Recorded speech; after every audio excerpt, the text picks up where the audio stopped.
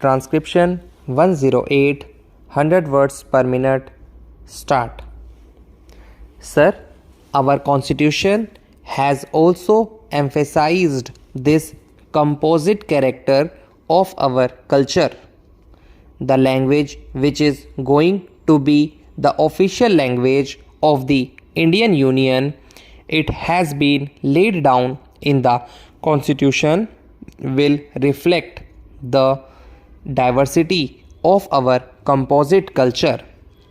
There is no attempt anywhere at establishing uniformity. From this point of view, the attempt to reorganize the state, reorganizing the differences which exist, is a move in the right direction. It is a wise and a statesmanlike move. The essence of statesmanship is not to do something according to a formula. Something may be ideal on paper, but when we face certain facts, the essence of statesmanship is to face those facts and to recognize the differences or the diversities or the difficulties which exist, and then to find a solution in which these difficulties, these diversities and these differences may be reconciled. The present bill takes a further step in that direction, but my regret is that this bill did not form part of the state's reorganization bill. If the proposals contained in this bill had been presented as a part of the general proposals in the state reorganization bill, perhaps this extra attention which has been paid to the particular problems discussed in this bill would not have been given. So much time and attention would have been consumed over this question if we were dealing with a larger number of problems. When we look into the totality of the situation in India, we look at the problems in a general way, but when we isolate one particular problem from the general totality of the picture and look at only one isolated problem, there is always a risk, there is always a danger that we might exaggerate the importance of some particular items. One of the reasons why there has been so much discussion over this rather small bill, as the Honorable Home Minister described it, is because it has been isolated from the general picture of the reorganization of Indian states.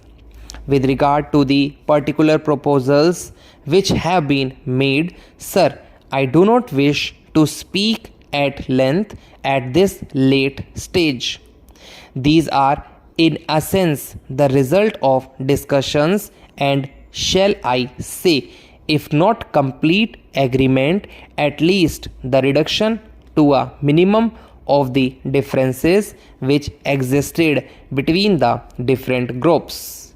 The various demands and counter demands of the different states, that use of the term state in this connection is somewhat unfortunate.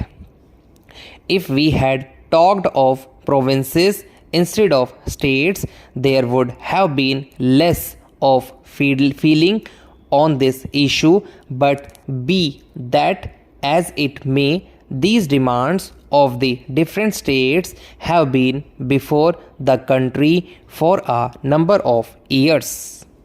After a great deal of discussion over this particular bill, we have come to what may be regarded as more or less agreed settlements. The Bengal governments had made certain demands. The Bihar government had made certain demands. Perhaps in a case like this, it would have been better if these demands had not been made publicly in that particular manner. It might have been better if the governments had discussed it among themselves, but whatever that be, the States Reorganization Commission took into consideration all the recommendations, all the demands, all the claims and counterclaims of the different states, and they made certain recommendations with regard to the transfer of certain territories from Bihar to Bengal in the northern region and certain territories from West Bengal to Bihar.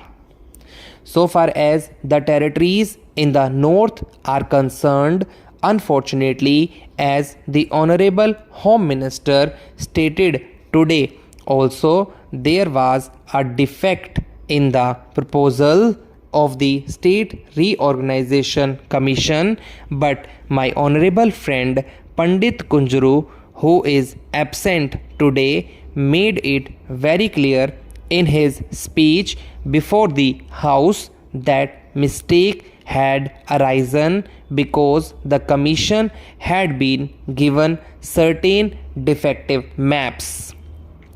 The idea of the commission throughout was to suggest the redistribution of the territories in the northern region in such a way that West Bengal may become one compact state.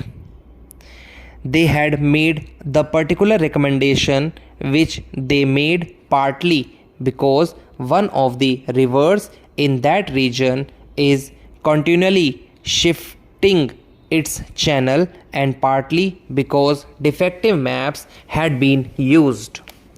And Pandit Kunjuru in this speech before this House left no doubt in the matter that if the correct maps had been before them, they would have framed their recommendations in a manner which would have ensured that West Bengal was one compact state.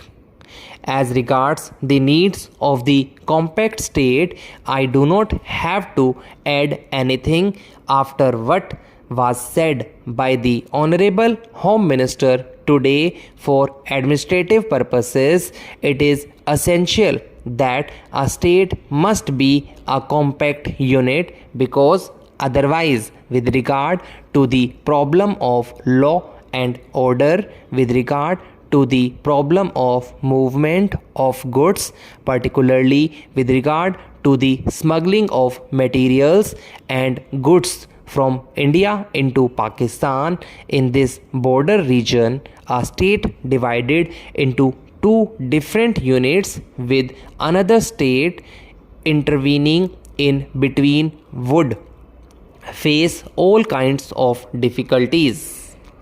Now, sir, my honorable friend who spoke last also agreed that there should be a compact state of West Bengal, but he asked why should the boundary of this compact state be 200 yards to the west of the national highway.